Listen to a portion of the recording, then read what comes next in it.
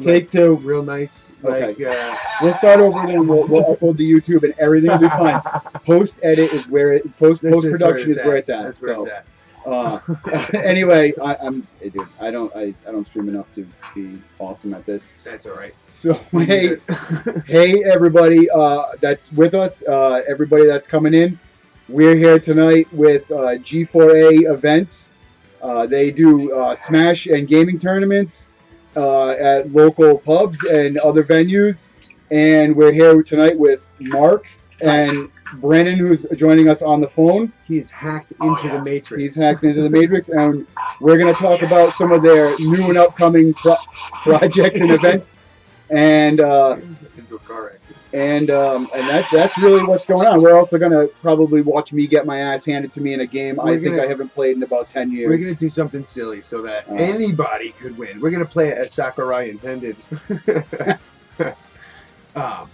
But yeah, no, it's an old soccer guy. My name's Mark. A lot of you guys, if you're coming from, if you're one of our G4A community members, you know me as Demo, and then on the phone we got Dr. B.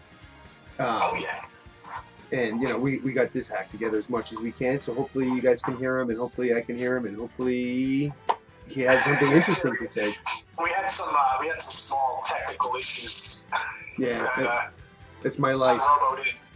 But yeah, in any case, I just wanted to come out onto the stream and just kind of update some people as to what's going on, and also talk about some stuff that's coming in the future, some in the immediate future, and some in the not so close future. But first off, G4A.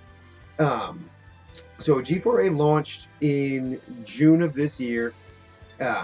As Corey mentioned, we do esports competitions, tournaments, Smash tournaments right now. But when we started, we wanted to do, we wanted to have tournaments where anybody could enter without any kind of restrictions. So they're free tournaments. We also wanted them to be held at places that were fun to be at, with people that were fun to be at with. That's language. But what we ended up doing is, in order to make all this possible, like, so, as you can all imagine that, like, having all of the equipment to run multiple setups of any one game, you're looking at hundreds and thousands of dollars just to get that up and running. So what makes this possible is our partnerships with local businesses. At this point, a lot of local breweries are teaming up with G4A. But we're not limited to just that. But I suppose we'll go on to this graphic here, because we started in June with Proclamation Ale Company in Warwick, Kilbert Street in Warwick. They were our G4A's first partner. We currently hold tournaments there, free tournaments every other Wednesday. They're our longest lived partner. That's not to say there hasn't been some bumps in the road, but I know there's been a little confusion out there with our community. But yes, Proclamation is still up and running. It is every Wednesday, so definitely come out for that. Because we're finally on like a regular schedule there, so you'll see us on New England Smash calendar and all that stuff. So that's going to be a regular occurrence. Aside from Proclamation, we also teamed up with Moniker Brewery in Providence. Shout outs to Brian. Which that's loads of fun. I'm imagining if there's anybody from the G4A community here, they probably met us through Moniker. Proclamation was our start. Moniker is our... it was a great spot, man. I thought the events you had there, the ones I went to, were spot on, man. They were perfect. The tournaments are always great. And the other thing that we always do with G4A is, like, spectators matter. To us, you're not crammed into a room trying to look over somebody's shoulders. We're always tied into some kind of big projection screen, like at Proclamation, or the overhead TVs at Moniker. So, like Corey, if you don't play the game, you can still come and spectate and enjoy. So that's great. Yeah, we're always kind of trying to make it, in a way, like a baby bigger event. You know, Yeah, you have overhead screens to watch stuff going on. You don't have to be crowded around displays and stuff like that. yeah. This is it's like a hybrid, man. Because we want to get players of all different skill levels. The tournaments are, as of now anyway, always free. So if you wanted to test your chop, if you thought you were good, but you weren't confident enough to put $10 down or $15 down, well, you can show up to G4A tournaments and you can show up and realize why you were right. But the other great thing too is that we've developed a really awesome community where people are, if not helpful, friendly. That's actually, for me, that was like that's something like I've been to a couple of your events, and for what it's worth, I was a little intimidated, even though they were like 13-year-old nerds. I was intimidated because I don't really play Smash, but like now, like after seeing it a couple times, like I know I could go sit down and at least have a good time and just hang out. And people are happy to. So what happens is if let somebody move up the ladder on me. If you I'll take that. But no, if you build, if you're building your community around the potential to win money, like that's fine, and everything. But like it breeds a type of competition that I don't particularly enjoy, personally, and it also like closes down communication because like why would I share information about the game with you if there was money on the line? Right. And it doesn't matter how much, $20, $50, $100. Why would anybody want to share information? So when we do our tournaments, there are prizes for first place.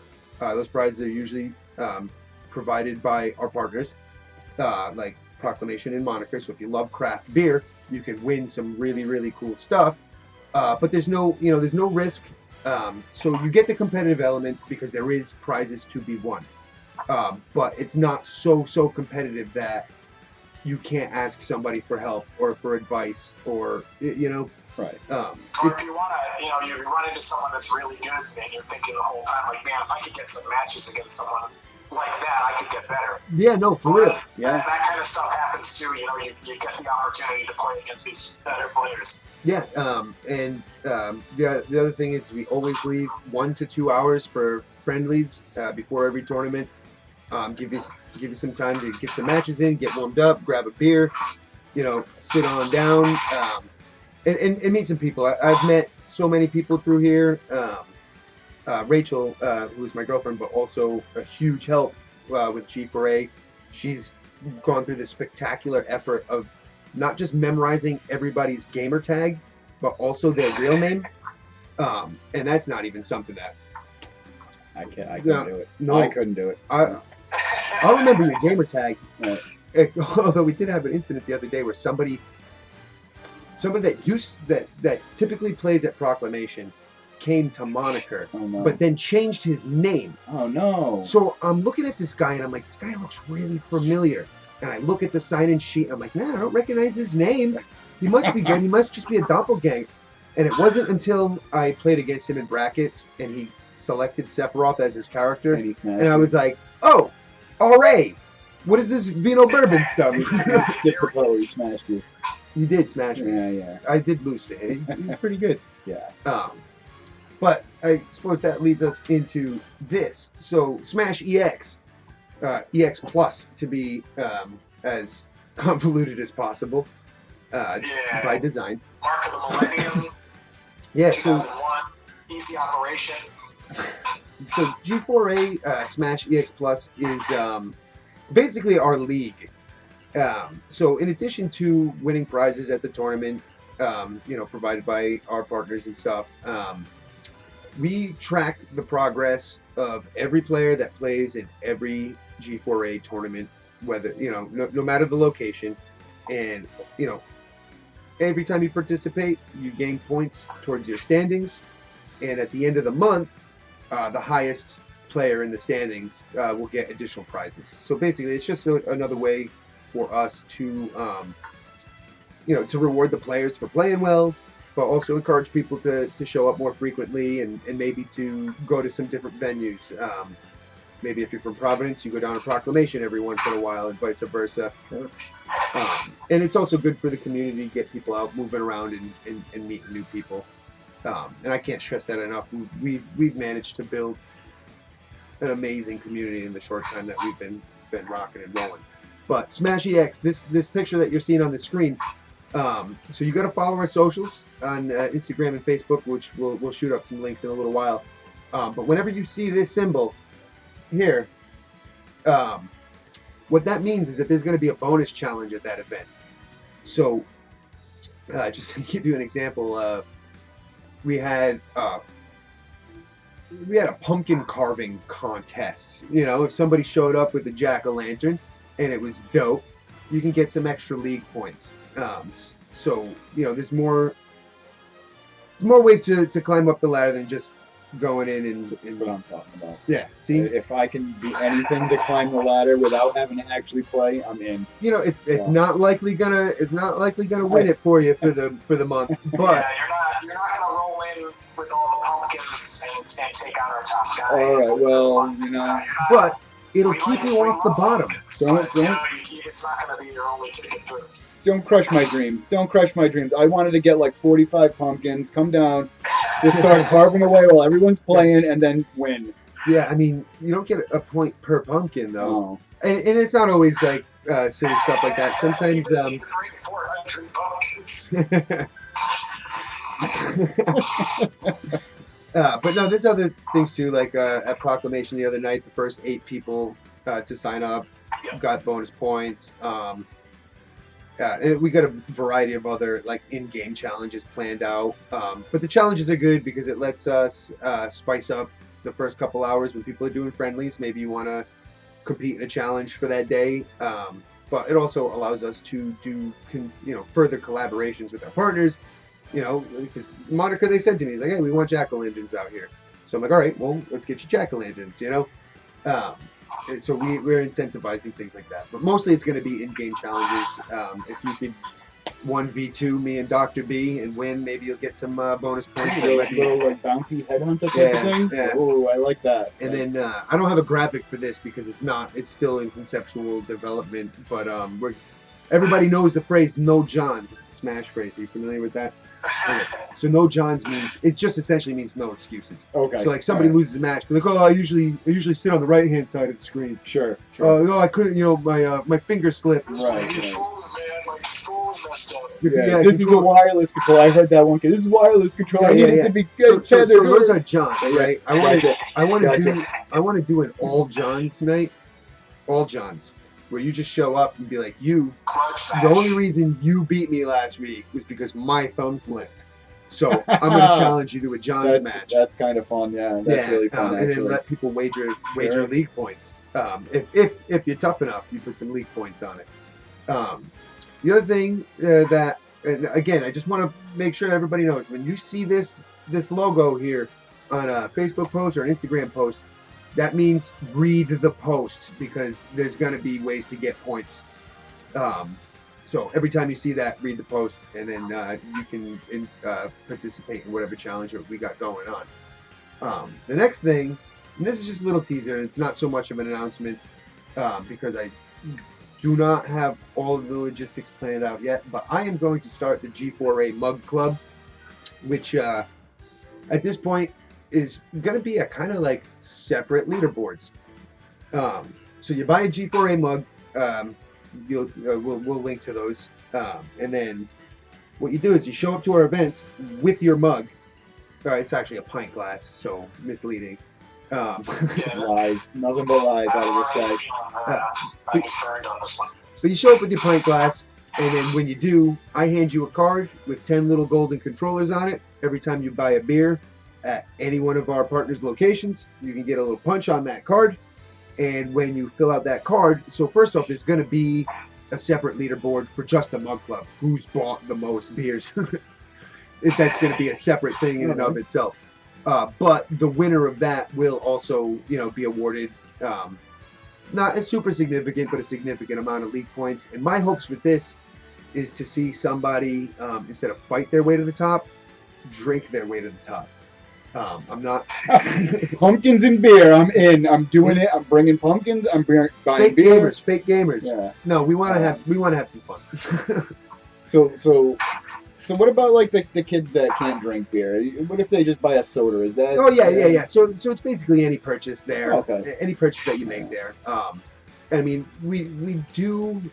So I mean, our main community is the 20 to 40 range really. Sure. What people got to realize is they tend to be north of. I know. So.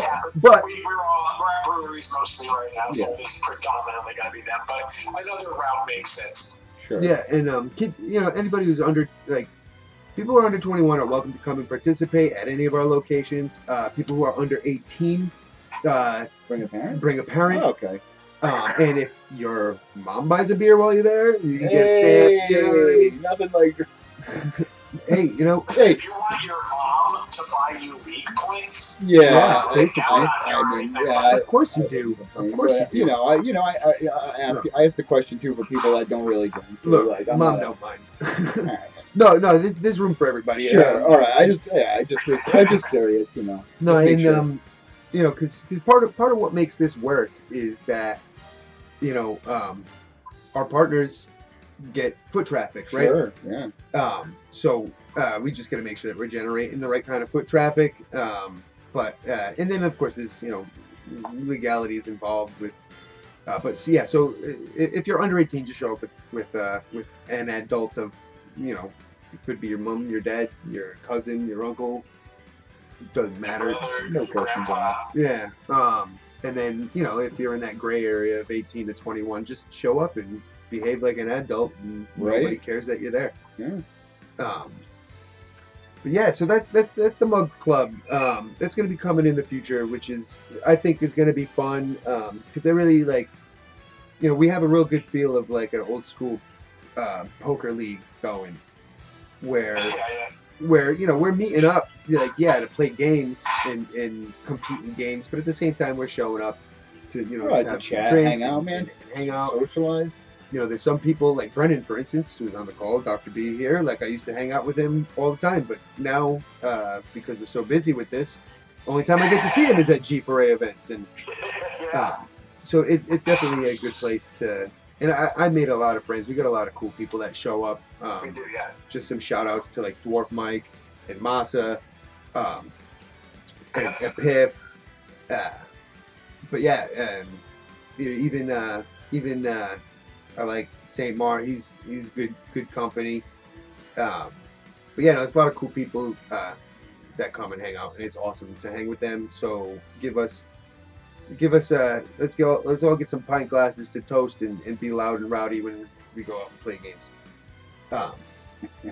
But the big reason why I came tonight, this is the big reason, was so everybody knows now about Proclamation. Everybody knows already about Moniker. But what they don't know, not officially, this has been leaked. I have self-leaked this because I'm bad, apparently. But starting... whistleblower. Yeah, real whistleblower. I'm blowing the whistle on myself. Stop this man. But no, I'm really psyched, really psyched to announce that starting the first Monday in November, G4A has partnered up with Revival Brewing in Providence. I'm super excited about this. This is going to make our third location. This is going to be weekly tournaments every Monday for the month of November at least, and we'll see if it carries on after that. But I'm really psyched about this because we're less than 6 months into G4A, and we got 3 real solid partners that are helping us host these awesome events. And 3-4 months ago, if you had told me that I'd be doing this at any more places than just Proclamation, I would have been like, you're crazy. Sure. Especially in light of the way everything is right now, man. You guys are doing amazing. You guys are doing an amazing job.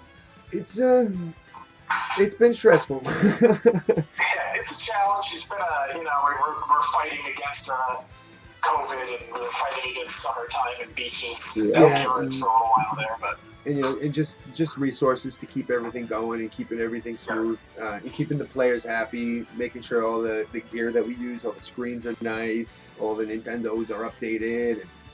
But yeah, so we're teaming up with Revival here, and this one's going to be interesting because for them, Monday nights isn't just about Smash. They're doing a whole game night. They're having Magic the Gathering. They're having D&D.